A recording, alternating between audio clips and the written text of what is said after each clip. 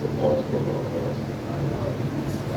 الحمد لله نحمده ونستعينه ونستغفره ونعوذ بالله من شرور أنفسنا ومن سيئات أعمالنا من يهده الله فلا مضل له ومن يضلل فلا هادي له وأشهد أن لا إله إلا الله وحده لا شريك له وأشهد أن محمدا عبده ورسوله يا أيها الذين آمنوا اتقوا الله حق تقاته ولا تموتن إلا وأنتم مسلمون أما بعد فإن خير الحديث كتاب الله وخير الهدي هدي محمد صلى الله عليه وسلم وشر الأمور محدثاتها وكل محدثة بدعة وكل بدعة ضلالة وكل ضلالة في النار. قال الله سبحانه وتعالى: أعوذ بالله من الشيطان الرجيم. بسم الله الرحمن الرحيم. فإن آمنوا بمثل ما آمنتم به فقد اهتدوا. اللهم صل على محمد وعلى آل محمد كما صليت على إبراهيم وعلى آل إبراهيم إنك حميد مجيد. اللهم بارك على محمد وعلى آل محمد كما باركت على إبراهيم وعلى آل إبراهيم إنك حميد مجيد. تعریفات اللہ سبحانہ و تعالی کے لیے، درود و سلام سید المرسلین شافی محشر ساقی کوثر امام المجاہدین جناب محمد رسول اللہ صلی اللہ علیہ وسلم بے شمار ہوتے صحابہ کرام رضوان اللہ علیہم اجمعین.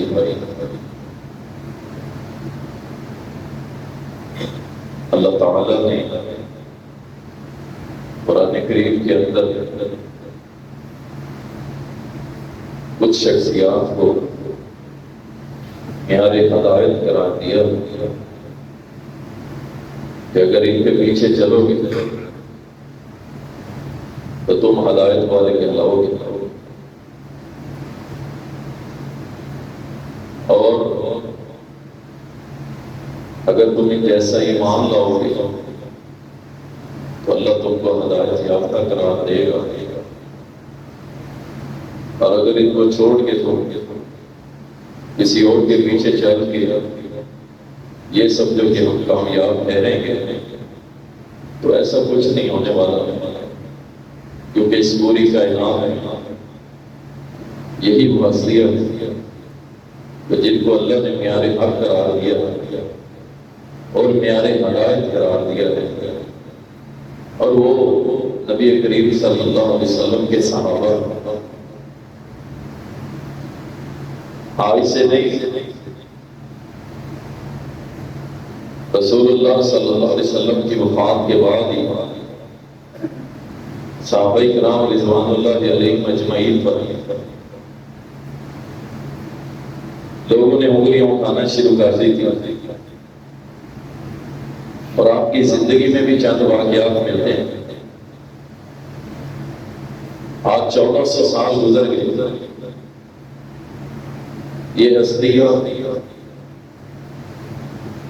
یہ نفوس قدوسیہ، یہ نبی کے ساتھی، یہ نبی کے ساتھی، نبی کے غمخوار، نبی کی خوشی اور غم کے ساتھی،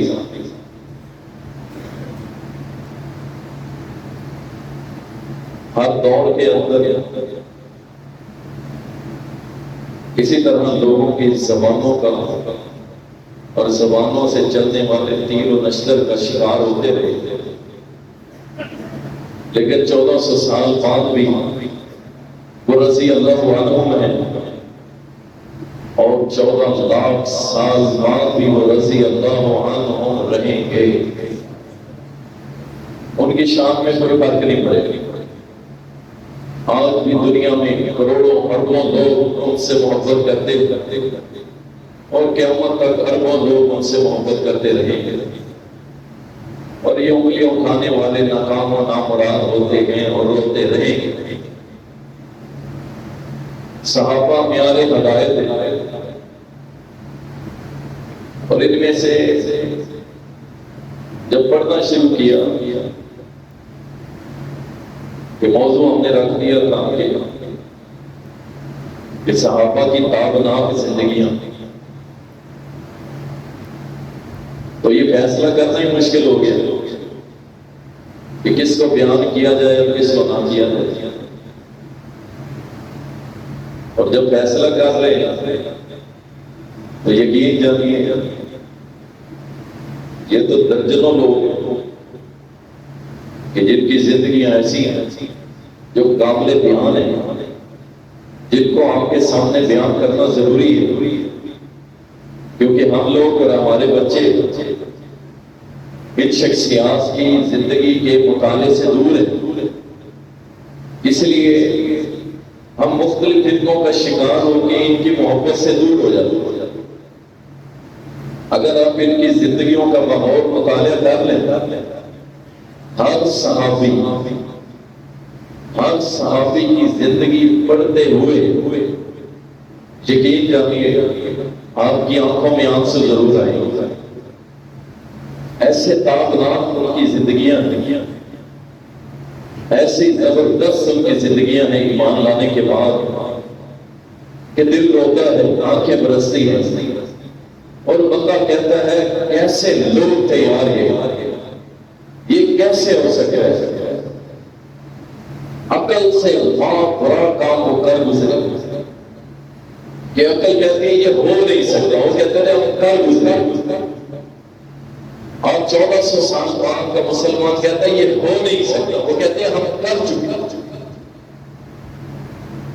اس لیے صحابہ کی سیرت خود بھی پڑھا کریں، اپنے بچوں کو پڑھ کے سنایا کریں، اور تقریباً 58 صحابہ ایسے تھے کہ جن کی زندگیوں میں ایک کتاب لکھی گئی، اور یہ وہ صحابہ تھے جو ایمان لانے سے پہلے سردار تھے، اور ایمان لانے کے بعد انہوں نے جو اسلام کو فائدہ دیا کمال کر دیا۔ اس لیے سارے صحابہ کی زندگی روشن اور ایسی زبردست زندگیاں، اور ان کا بیان کرنا بہت ضروری ہے۔ میں جو کہ اکثر ایک موضوع پہ ایک ہی جمعہ پڑھاتا ہوں، تو چند صحابہ کی زندگیاں کہ انہوں نے اسلام سے پہلے اور اسلام کے بعد، اسلام لانے کے بعد کیسا کردار ادا کیا، ان کی زندگیوں میں کیسی تبدیلیاں آ گئی، اور ہمارے لیے کیا سبق چھوڑ گئے، آپ کے سامنے رکھوں گا۔ اللہ تعالیٰ ہم سب کو صحابہ کے پیچھے چلنے کی توفیق عطا فرمائے۔ یقین جانیے ہر صحابی کی زندگی پڑھنے کے بعد اپنے آپ کو ہیچ سمجھتے، کچھ بھی نہیں ہے، عیاشیاں کر رہے، عیاشی مزے کھاتے، دنیا کی لذتوں انجوائے کر رہے، کچھ بھی نہیں۔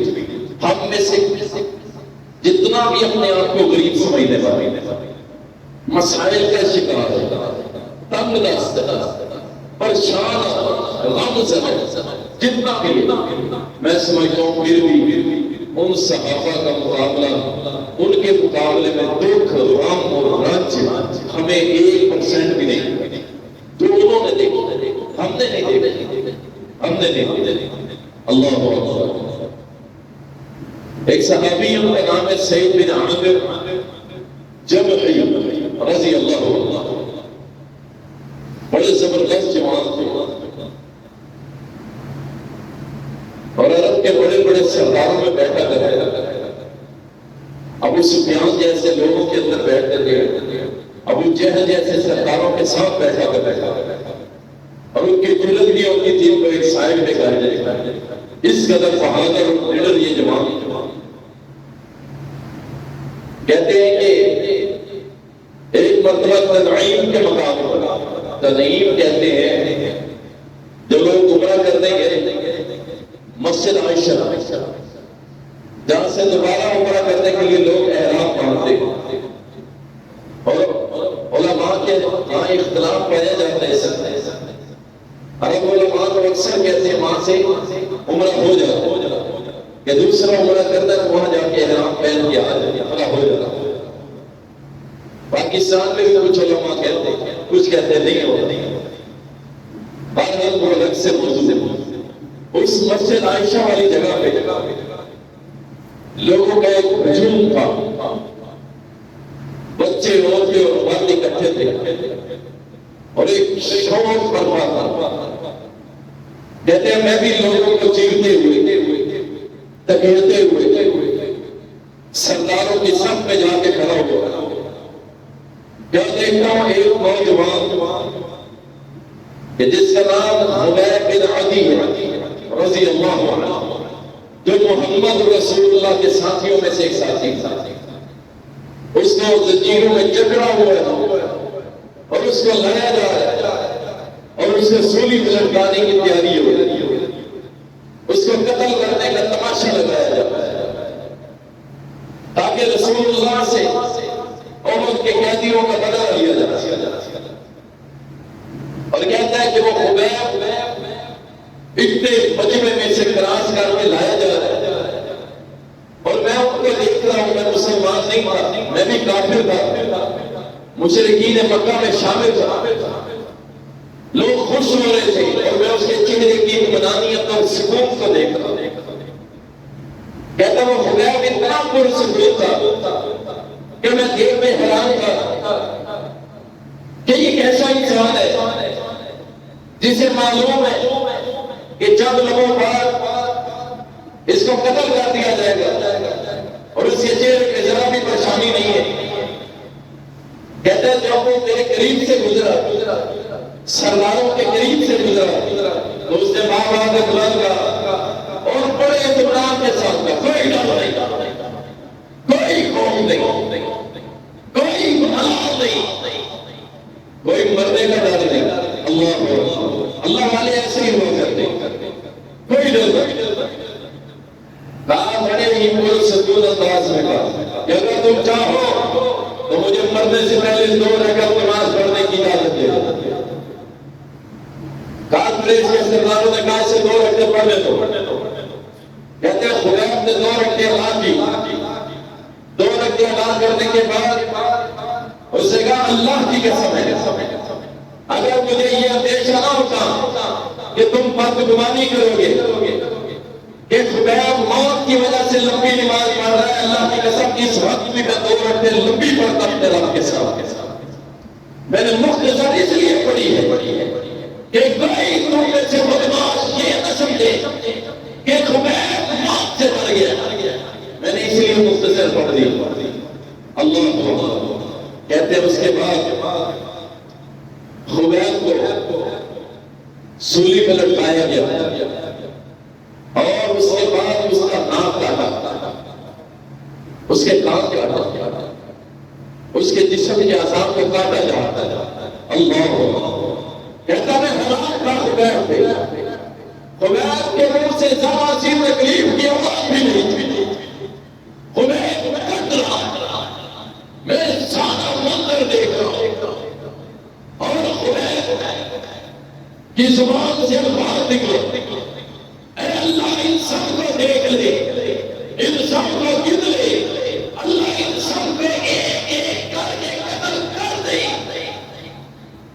کہتے اللہ کی قسم جب اس نے یہ دعا کی نا تو میں اس مجمع میں نیچے ہو گیا، اس کی دعا کے ساتھ میں نہ آ جاؤں تو میں نیچے ہو گیا، نیچے ہو گیا جا کے، اور اس کے ناک کان کو کاٹا جا رہا ہے، جسم کے عذاب کو کاٹا جا رہا ہے، کاٹتے کاٹتے کہتا ہے سرداروں نے پوچھا خبیب تو دل میں سوچ رہا ہوگا کہ کاش میری جگہ محمد ہوتا،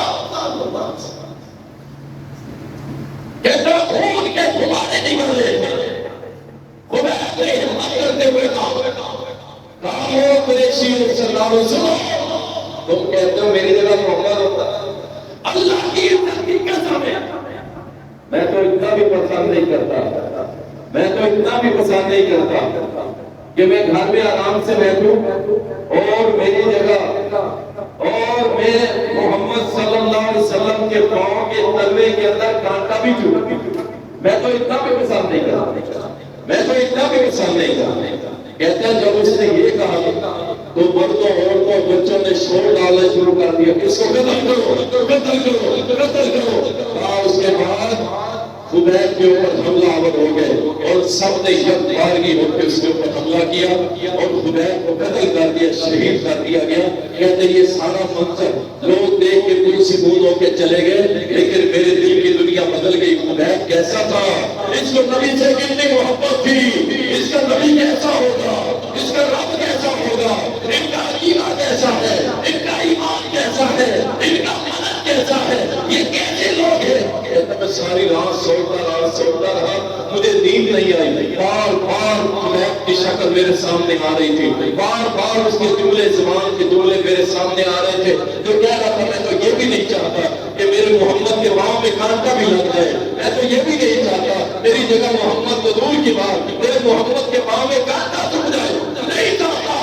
کہتا ساری رات سوچنے کے بعد میں نے فیصلہ کیا کہ میں حق پہ تھا، مجھے دین اسلام قبول کر لینا چاہیے۔ صبح گیا حرم کے اندر، بیت اللہ کے اندر، سردار بیٹھے ہوئے تھا، میں نے کہا جاؤ میں تمہارے دین پہ لعنت کرتا ہوں۔ اللہ آپ آئے اسلام کا، اسلام بزدلوں کا دین نہیں ہے، اسلام بزدلوں کا دین نہیں ہے، یاد رکھو۔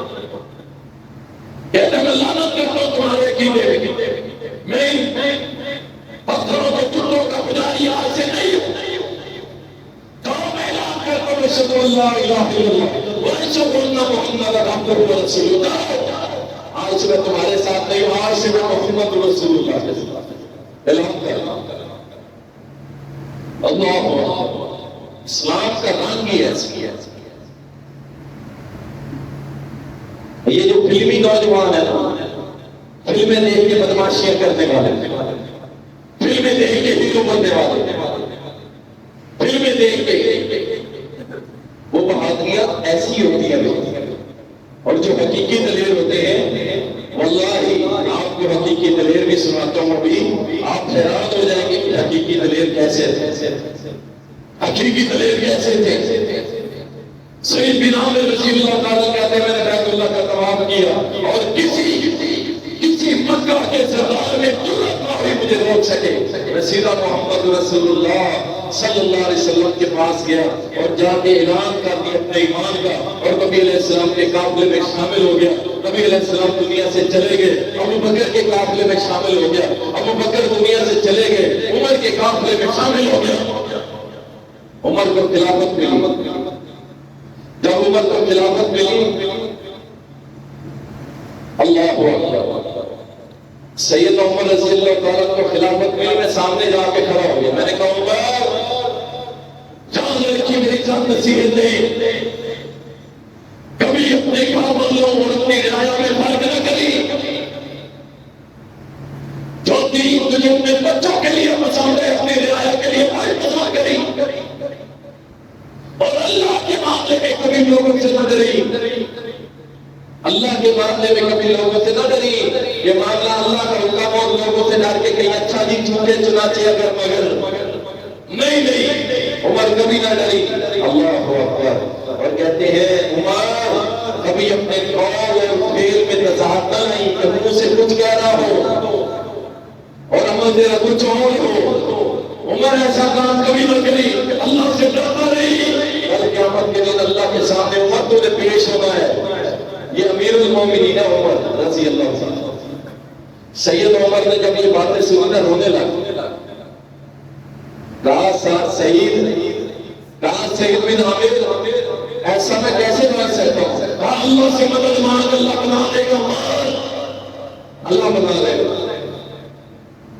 سیدنا عمر رضی اللہ تعالیٰ فرمایا سعید تو مسلمان ہوا تھا، نبی کے ساتھ رہا، ابو بکر کے ساتھ رہا، اب میرے ساتھ کرا ہے، میں چاہتا ہوں تجھے حمص کا گورنر بنا دو، گورنر بنا دو۔ سعید بن عامر کہنے لگے میرے اوپر ایسا بوجھ نہ ڈالو، میرے اوپر ایسا بوجھ نہ ڈالو۔ سیدنا عمر نے غصے میں کہا تم سب مجھے اکیلا یہاں پہ رکھنا چاہتے ہو، ساری خلافت کا بوجھ میرے کاندھے پہ ہو، اگر تم میرے ساتھ کھڑے نہیں ہو سکتے تو یہ بوجھ میرے کاندھے پہ کیوں رکھا تھا؟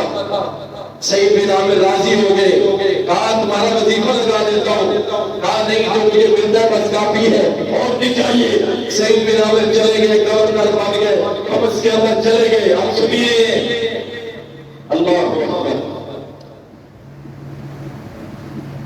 ہمارے حکمرانوں کے تو پیٹ ہی نہیں بھرتے، یقین نہیں، پیٹ ہی نہیں بھرتے، ان کے پیٹ کو قبر کی مٹی بھرے گی، ان کے پیٹ قبر کی مٹی بھرے گی۔ ان 70 سالوں میں جتنے حکمران بھرے ان کی قبر کی مٹی وہ کھیڑ کے دیکھ لو اندر وہ کتنا خزانہ لے گی۔ غریب مان لیا ہم نے، بربادی کر دی ملک پاکستان، بربادی کر دی۔ کہاں کھڑے ہو، کہاں کھڑے ہو تم؟ اللہ تعالیٰ اس ملک کی حفاظت فرمائے، اللہ تعالیٰ ان بدماشوں سے اس ملک پاکستان کی حفاظت فرمائے۔ سعید بن عامر اس وقت ایک ملک کے گورنر تھے، ایک علاقے کے نہیں، جو اس وقت کا علاقہ تھا وہ آج کا ملک ہے، آج کا ملک ہے۔ سیدنا عمر نے خفیہ ٹیم ترغیب دی کہ جاؤ مختلف علاقوں میں اور وہاں کے جو غریب مسکین لوگ ہیں نا ان کی فہرست بنا کے لے آؤ، جاؤ حمص کے اندر جاؤ اور جا کے وہاں جا کے غریبوں مسکینوں کی ایک فہرست بنا کے لاؤ۔ سیدنا عمر رضی اللہ تعالیٰ کے سامنے جب ایک فہرست لائی گئی نا حمص کی، سعید بن عامر حمص کا گورنر، ان مسکینوں کی فہرست میں سب سے پہلا نام گورنر کا تھا، گورنر کا نام سب سے پہلا مسکینوں کی فہرست میں۔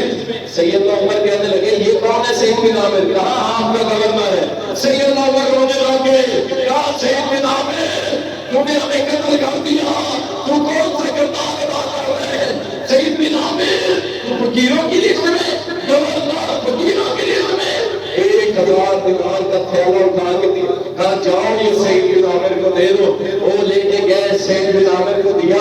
سعید بن عامر کے ہاتھ میں جب آیا نا، کھا کے اپنے گھر کی چوکھٹ پہ رکھ کے اونچا سے بولا انا للہ و انا الیہ راجعون۔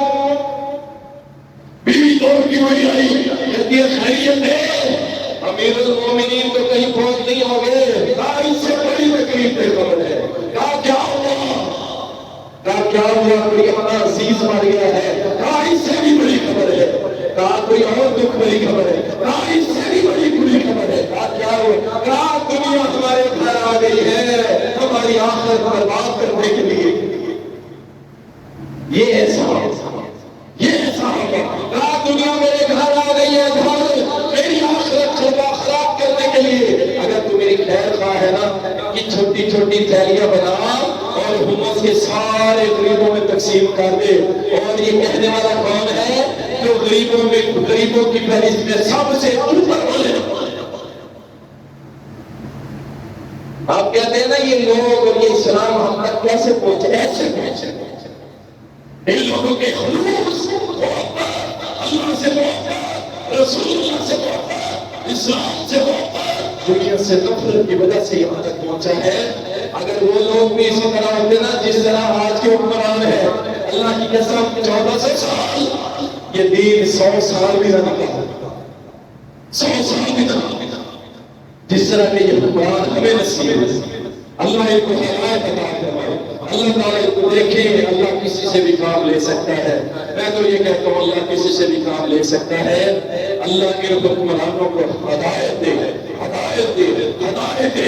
اگر ہدایت ان نصیب میں نہیں ہے، اللہ ان کو تبدیل کرے، ایسے حکمران لائے جو ہم سے محبت کرے، ہم ان سے محبت کریں، اور وہ اللہ سے محبت کرے اور اللہ ہم سے محبت کرے۔ یہ صحابہ کا تابناک ان کی زندگیاں ایسی روشن تھی۔ ایک اور صحابی جو بن عمر رضی اللہ تعالی عنہ، دوست قبیلے کے سردار، مہمان نواز، سخاوت میں مشہور، اور ان کے ڈیرے کے اوپر 24 گھنٹے دیکھے جو تھی وہ پکی رہتی ہے، 24 گھنٹے مہمان ان کے دروازے، مسلمانی بچے اللہ اکبر۔ اور جو امان لینے آتا امان لیتے، اور اسی طرح نہایت بادشاہ انتہائی صلاحیتوں سے بھرے ہوئے، زبردست ادیب، نازک مزاج، شاعر، ادیب، سمجھدار، بادشاہ صلاحیتوں سے بھرپور، بڑی صلاحیتیں اللہ نے مکہ چلے گئے۔ اللہ اکبر۔ مکہ گیا بتوں سے برکتیں لینے کے لیے، جیسے ہمارے یہاں جاتے ہیں۔ اچھا یہ عجیب بات ہے، ملتان والے جاتے ہیں شہباز کلندر سے برکتیں لینے، اور شہباز کلندر والے آتے ہیں شاہ رخ عالم سے برکتیں لینے۔ یہ شاہ رخ عالم نہیں جاتے اور وہ شہباز کلندر نہیں جاتے، یعنی اتنا سفر کر کے یہ گزر جاتے ہیں، وہ ادھر آتے ہیں۔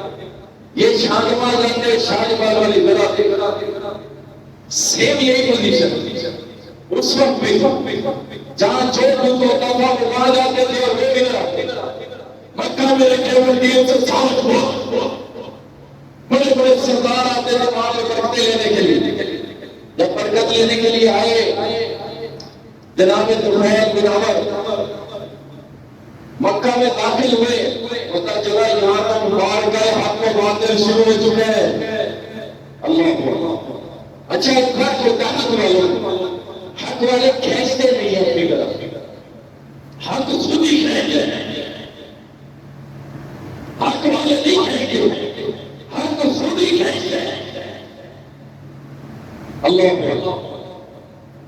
اور جو باطل والے ہوتے ہیں وہ کہتے ہیں نہیں اس کی بات نہ سننا، یہ جو ہے نا ان کی بات نہ سننا، یہ آپ کو غلط راہ پہ لے جائیں گے۔ وہ الٹے القاب دے کے دوسرے کو ڈی ویلیو کریں گے، دیکھیں جی یہ آپ کو اس طرف لے کے جائیں گے، یہ فلاں ہے، یہ فلاں ہے، یہ فلاں ہے، اس طرح کے نام۔ اب جب سیدنا طفیل کہتے ہیں میں مکہ میں داخل ہوا، مکہ کے قریشی سردار سارے کے تھرو کیا ہو گیا، بندہ بڑا قابل ہے، قبیلے کا سردار ہے، پورا قبیلہ اس کے ساتھ کھڑا ہے، یہ نہ ہو کہ یہ محمد رسول اللہ کے ہتھے چڑھ جائے۔ سارے اکٹھے ہو کے پہنچ گئے اس کے پاس، بڑا خوش آمدید آپ لوگوں کو، اور جناب پھول نشاور ہو رہے ہیں، آ گیا جی آ گیا سردار، نعرے اور لوگوں کو اللہ اکبر۔ جناب طفیل کہتے ہیں میں بڑا پریشان ہوا کہ پہلے تو کبھی ایسا نہیں ہوا، اس بار مکے والے بڑا پروٹوکول دے رہے ہیں، مجھے بٹھایا گیا، مجھے کہا یہاں پہ ایک ہے محمد صلی اللہ علیہ وسلم، اس کے پاس میں نہیں، جو اس کے پاس جاتا ہے وہ اسی کا ہو جاتا ہے۔ اللہ یہ ہے حق کی تقسیم، حق ہوتا ہی ہوئی کہ جو صاحب شعور و عقل رسول اللہ وہ کہتا ہے حق یہی ہے، بس اب میں اس پہ جتنا امپلیمنٹ کر سکتا ہوں نہیں کر سکتا، جتنی مجھے اللہ طاقت دے گا، حق یہی ہے، حق یہی ہے۔ اور یاد رکھو باطل کی بھیڑ کے ساتھ چلنے سے بہتر ہے حق والا ایک ہو اس کے ساتھ کھڑے ہو، سمجھ رہے ہو نا؟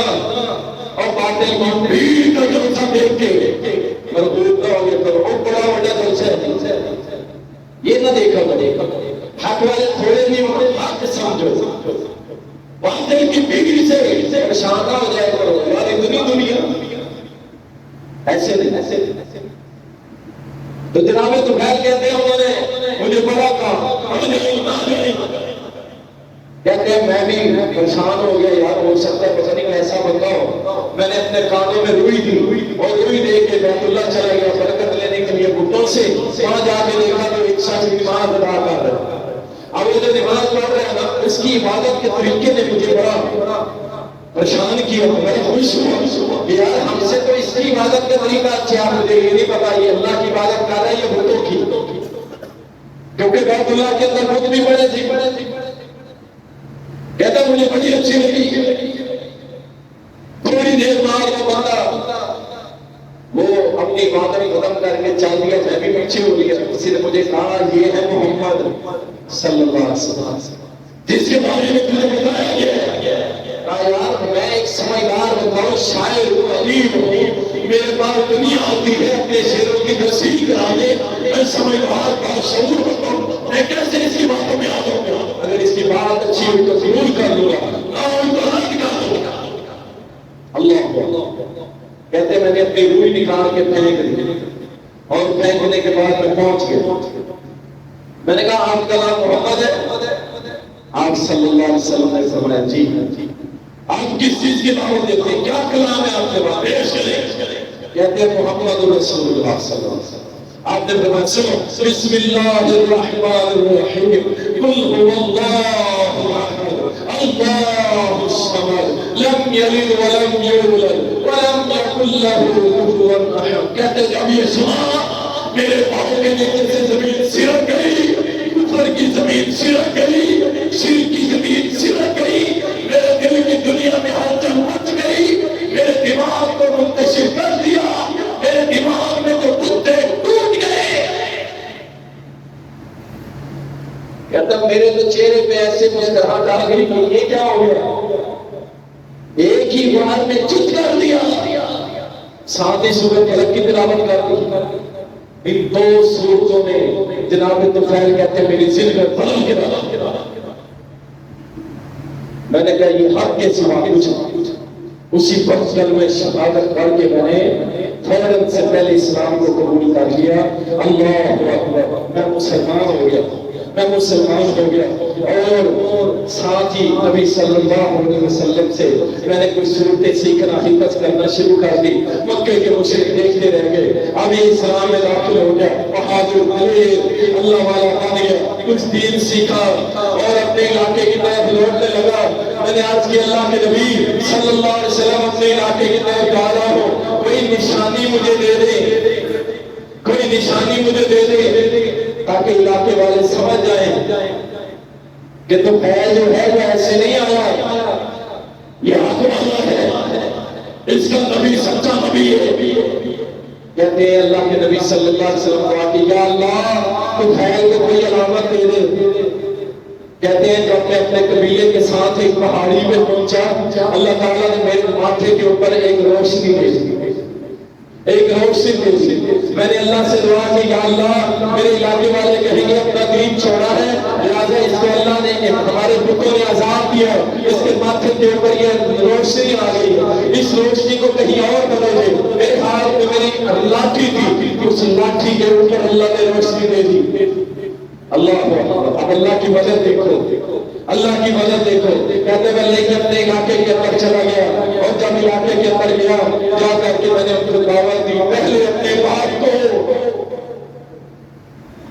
اپنے اہل و عیال کو دعوت دیا کرو، جمعہ پڑھنے والوں، اپنے یار دوستوں کو، قریبی لوگوں کو دعوت دیا کرو۔ میرے باپ نے کہا میں تیری دعوت قبول کرنے کے لیے تیار ہوں۔ پھر میری بیوی آئی، میں نے اس سے دعوت دی، وہ بھی مسلمان ہو گئی۔ پھر اس کے بعد آئے ابو ہریرہ رضی اللہ تعالیٰ۔ ابو ہریرہ کو مسلمان کرنے والے تو بھائی بھی ہمارے ہیں رضی اللہ تعالیٰ۔ کتنا بڑا صدقہ جاری ہے۔ ابو ہریرہ امام المحدثین، نبی کا شاگرد، اللہ اکبر۔ کہتے ہیں ابو ہریرہ میرے پاس آئے، ان کو میں نے سکھایا، سمجھایا، بتایا، وہ بھی مسلمان ہو۔ یہ 3 لوگ مسلمان ہوئے، باقی لوگوں نے، میرے قبیلے والوں نے میرا ساتھ دینے سے انکار کر دیا۔ میں پھر آیا محمد رسول اللہ کے پاس، نبی علیہ السلام نے دعا کی اللہ تو پھیل کے قبیلے والوں کو ہدایت دے. پھر مجھے حکم دیا جاؤ اپنے قبیلے والوں کو دعوت دو. میں دعوت دیتا رہا حتیٰ کہ 80 گھر مسلمان ہو گئے. اور پھر نبی علیہ السلام ہجرت کر کے مدینے چلے گئے. میں 80 گھر لے کے مدینہ محمد رسول اللہ صلی اللہ علیہ وسلم کے پاس پہنچ گیا. اور اس کے بعد نبی صلی اللہ علیہ وسلم کی خدمت میں پیش ہوا. نبی علیہ السلام نے ایک جنگ میں سے مال غنیمت آیا تھا, ہمیں بھی حصہ دے دیا. اور پھر نبی علیہ السلام کے بعد یہی صحابی سیدنا عبیر رضی اللہ تعالی جمامہ کی جنگ کے اندر شہید ہو گئے. اور ان کا بیٹا جو تھا ان کا ایک بازو کٹ گیا. ایک بازو جب بازو کٹ گیا وہ اس بازو کی وجہ سے لوگوں کے سامنے نہیں آتے تھے. سیدنا عمر رضی اللہ تعالیٰ نے دعوت کی, کہا تو بھائی کے بیٹے کو بلاؤ. کہا وہ نہیں آتا, وہ کہتے میرا بازو کٹا ہوا ہے. ٹھیک ہو چکے تھے, اسے شرم آتی ہے لوگوں کے سامنے آنے سے, بازو کٹا ہوا. سیدنا عمر رضی اللہ تعالیٰ خود تشریف لے گئے, کہا باہر آؤ. تو بھائی کا بیٹا عمر اپنے دادا کے نام پہ نام رکھا گیا تھا. جب بلایا کہا جناب امیر المومنین مجھے شرم آتی ہے, شرم آتی ہے. ہاں شرم آتی ہے. تیرا بازو اللہ کی جنت میں ہے, تیرا بازو اللہ کی جنت میں ہے, ایسی شرم. چل میرے ساتھ دعوت میں. ساتھ چل کے آیا اور ساتھ ہی سیدنا عمر نے پتہ کیا اعلان کیا, فرمایا جان تک تو پھیل کا بیٹا اپنا یہ کٹا ہوا بازو جو ٹھیک ہو چکا ہے, ہم سب کے کھانے کے اندر جو اکٹھا کھانا پکا ہوا ہے اس کے اندر داخل کر کے نہیں نکالے گا, ہم میں سے کوئی نہیں کھائے گا. اللہ اکبر. عمر نے اس کو شان دی, عزت دی, مقام دیا, تاکہ اس کی یہ شرم ختم ہو, حیا ختم ہو کہ اللہ نے تجھے مقام دیا ہے. بازو کٹ جانا اللہ کی راہ میں یہ کوئی چھوٹا سا مقام نہیں. آؤ اللہ کے ہیرو میں سے ایک ہیرو کی بات سنا. فلمی ہیرو نہیں, ڈرامے کا ہیرو نہیں, یہ جعلی ہیرو نہیں, جعلی داڑیاں لگا کے ہیرو نہیں. اللہ کے ہیرو میں سے ہیرو, ختم نبوت کا پہلے بڑا بن مالک, انس بن مالک کا بھائی بڑا بن مالک, اس کے بارے میں سیدنا عمر رضی اللہ تعالیٰ اس کی بہادری سے پریشان ہو کے کام کرتے تھے. اپنے گورنروں کو کہتے تھے کسی قافلے کا امیر مت بنانا, یہ بندہ بڑا خطرناک ہے. ایسے خطرناک تھے کہ جب ان کا میٹر شارٹ ہوتا تھا نا, اپنی زبان میں کیا ہوتے ہیں, جب ان کا میٹر شارٹ ہوتا تھا نا 100 سے کم مشرقوں کو قتل نہیں کرتا. ہیرو یہ ہوتے ہیں اسلام کے ہیرو, اور کہاں کو دکھانے والے اپنے بچوں کو اور خود فلمیں دیکھ کے ہیرو بننے والوں, سنو اسلام کا ہیرو جب اس کا میٹر شارٹ ہوتا 100 مشرک قتل کر کے اس جنگ سے باہر آتا تھا, پہلے باہر نہیں آتا تھا یہ ہیرو. اور 14 اگست پر ڈی ایچ میں ٹھمکے لگانے والوں, اور 14 اگست کو اپنے بھائیوں اور اپنے چوکوں کے اوپر ٹھمکے لگانے والے ہیرو, سنو یہ اسلام کا ہیرو جب بھی کافروں کے خلاف لڑا 100 سے کم کافر نہیں مارے.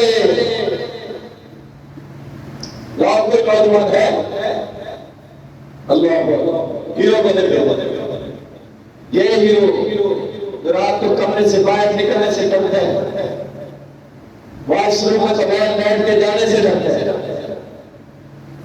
اللہ آؤ بڑا بھی مالک رضی اللہ تعالی اس قدر دلیر تھے. آج کی سیدنا عمر رضی اللہ تعالی نے حکم جاری کیا ہوا تھا کہ کسی قافلے کی قیادت بڑا بھی مالک بنا دینا, یہ خود بھی پھنسے گا, سب کو پھنسائے گا, کیونکہ ان کا پتہ نہیں چلتا تھا. ایک منٹ میں ڈھونڈتے تھے اور کافر کی سبق کو اجاڑ کے رہا. اللہ نبی صلی اللہ علیہ وسلم کی وفات ہوئی. وفات کے بعد بہت سارے قبیلے جو ڈر کی وجہ سے مسلمان ہوئے کافر ہو عید سے پھر بڑا مشکل مرحلہ تھا، اور مسلمہ کا صاحب جس سے نبوت کا دعویٰ کر دیا وہ کھڑا ہو گیا، یہ سارے قبیلے اس کے ساتھ جا کے مل گئے، اتحاد کر لیا، 40,000 کا لشکر کھڑا ہو گیا۔ سب سے پہلے سیدنا ابو بکر صدیق کروڑوں صدیق اکبر کی قدر ہوئے، لیکن جانے عمر بن خطاب نے علاقے بڑے فتح کیے ہیں، سیدنا عثمان نے بھی بڑے کیے ہیں، سیدنا علی کی شجاعت بھی بڑی مشہور ہے، امیر معاویہ نے بھی 64,000 مربع میل میں حکمرانی کی ہے، لیکن جو کام ابو بکر صدیق نے کیا کسی صحابی نے نہیں کیا، اور وہ ہو سکتا ہے کوئی کر بھی نہ سکتا، جو اس نے مانگا ہو گیا تھا نا، سوائے مکے مدینے اور مکہ سے 80 کلومیٹر دور طائف کے باقی سارے علاقے گم ہو گئے تھے، سب آگے چھوڑ کے محمد کا دین، کوئی کچھ کہہ رہا تھا، کوئی کچھ کہہ رہا تھا، کوئی کچھ کہہ رہا تھا، سارے تتر بتر ہو گئے، اور 3 علاقے اور اس میں رہنے والے مسلمان مضبوط رہے، اور ان سب کا لیڈر خلیفہ بلا فاصل ابو بکر صدیق آ گیا، آج نہیں کہ ایسے کرتے، جو بھی محمد رسول اللہ کے دین سے پھرے گا تلوار سے فیصلے ہو گیا، مسلمہ کا نام 40,000 کا لشکر لے کے کھڑا ہو، جناب ابو بکر صدیق نے سب سے پہلے سیدنا اکرمہ ابو جہل کا بیٹا جو مسلمان ہوا تھا اس کے ساتھ ایک لشکر بھیجا، اس کو مسلمہ کے ساتھ جھنپت ہوئے کا دعویدار، اس نے شکست دے، مسلمانوں کو شکست سے واپس آ، سیدنا ابو بکر صدیق نے دیکھا کہ معاملہ ذرا سخت ہے، آپ نے آواز دی خالد بن ولید رضی اللہ تعالیٰ اٹھو، خالد بن ولید کھڑے ہوئے،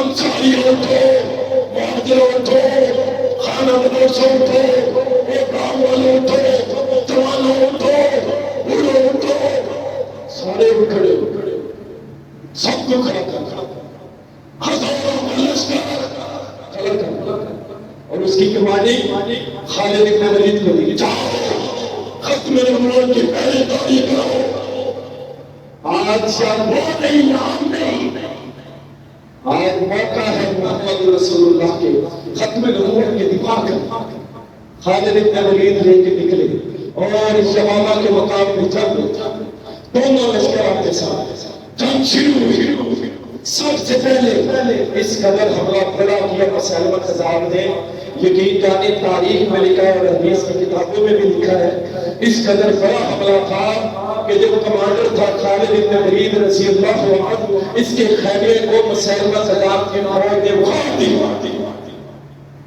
ان کی بیوی ام حکیم اس کے اوپر قاتلانہ حملہ ہو، اس قدر بڑا ہوا، اللہ خالد بن ولید جید صحابہ بڑے بڑے صحابہ پٹ گئے، انہوں نے کہا بات سنو، اگر آج ہم سب شہید کر دیے گئے تو آج محمد رسول اللہ کی نبوت کا دفاع کرنے والا دور زمین پہ اور کوئی نہیں، اللہ کے دین کا داعی اور داعی نہیں، ڈٹ جاؤ، کھڑے ہو، اللہ اکبر، اللہ اکبر۔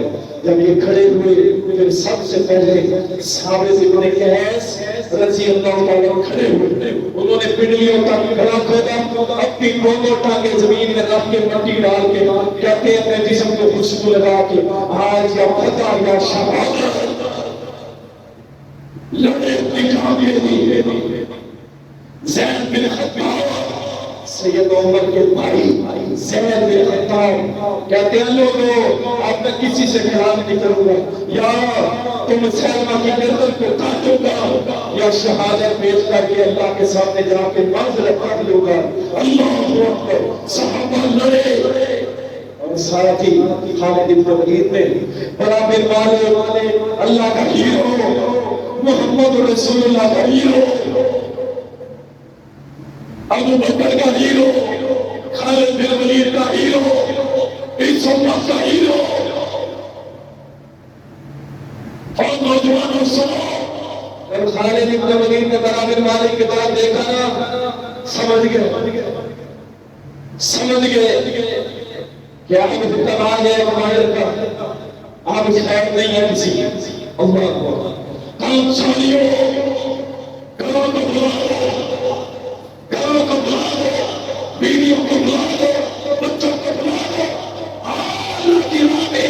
اور بن مالک کو جب گھسے کسی کو، اللہ کی عزت کی قسم ہے، مسلمہ کے ساتھ کے لشکر کو اکھیڑ کے رکھ دیا، ان کے قدم چلنے نہیں دیے، اور پچھلے قدموں توڑے، ان کو اتنا کاٹا، ہزاروں کی تعداد میں ان کی لاشیں گرائی، تاکہ وہ توڑے ڈر کے مارے جا کے قلعے کے اندر اپنے آپ کو قید کر لیا، دروازے بند کر لیے، اور برا بن مالک بہت بڑے جوان نہیں تھے، بس پتلے ہلکے سے تھے، اور یاد رکھو جانوں سے نہیں لڑا جاتا، اور لڑا دل سے جاتا ہے، ایمان سے لڑا جاتا ہے، ایمان۔ برا بن مالک اور ان کے ساتھی انصاریوں نے مسلمہ کذاب کو بند کے رکھ دیا، دروازے بند ہو گئے، ہزاروں اندر اکٹھے ہو۔ اب اندر کون جائے؟ دیواریں سارے کچھ۔ اب سنو نوجوانوں، سنو اسلامی لوگ، اب کسی کی اثر میں نہیں آ رہا، کیا کرنا؟ بڑا بن مالک کہا، لوگوں میرے ساتھیوں، صحابیوں، مہاجروں، انصاریوں، میں تمہیں بتا دوں کیا کرنا، مجھے اٹھاؤ اور اٹھا کے قلعے کے اندر پھینک دو، دروازہ میں کھولوں گا۔ یہ کوئی چھوٹی سی بات نہیں تھی، تاریخ شاہد ہے، اللہ کی قسم 1400 سال میں کوئی ایک مثال ہو، بات کیا ختم نہیں ہوئی۔ برا بن مالک کو ڈھال کے اندر ایک ڈھال کافی بڑی ہوتی ہے، اس کے اوپر رات کے نیزوں کی سور سے اچھال کے اندر پھینک دیا، اچھال کے اندر پھینک دیا۔ جب اندر گرے نا، آدھے مرتد تو ڈر گئے، یہ ہو کیا گیا، یہ کیسے اندر آ گیا؟ اندر گئے، 10 مرتدین کو قتل کرتے ہوئے 80 زخم کھائے، 80 زخم، اٹھا کے دروازہ کھول دیا، مسلمانوں کا لشکر اندر، اور سوچو یہ کیسے ہو گیا؟ خالد بن ولید نے فوراً کہا، برا بن مالک کو اٹھاؤ، اٹھا کر کے مستشفیٰ لے گیا، اسپتال لے جایا گیا، اور مسلمانوں نے مرتدین کو کاٹا، ختم نبوت پہ ڈاکہ مارنے والوں کو کاٹا، قادیانیوں کو کاٹا، لاہوریوں کو کاٹا، احمدیوں کو کاٹا، جتنے بھی منکرین ختم نبوت کے سب کو کاٹا۔ اور واشی بن حرب نے مسلمہ کذاب کی گردن کو کاٹا۔ اللہ نے فتح دی، الحمدللہ۔ خالد بن ولید کو جب فتح ملی نا، سب سے پہلے پوچھا، برا اور میرا یار، میرا ہیرو، میرا دلیر، اور یہ کہ جمامہ جتوانے والا، اور سب سے بڑا ہیرو، اس کا کیا حال ہے؟ جناب خالد بڑی متاثر، بہت حالت، سارا کچھ چھوڑ کے چلے گئے۔ خالد بن ولید 1 مہینے تک، 1 مہینہ پورا برا بن مالک کے سر کے ساتھ بیٹھے رہے، مرم پٹی خود کرتے رہے۔ 1 مہینے بعد اللہ نے برا بن مالک کو دوبارہ صحت دے دی، پھر لگتے رہے۔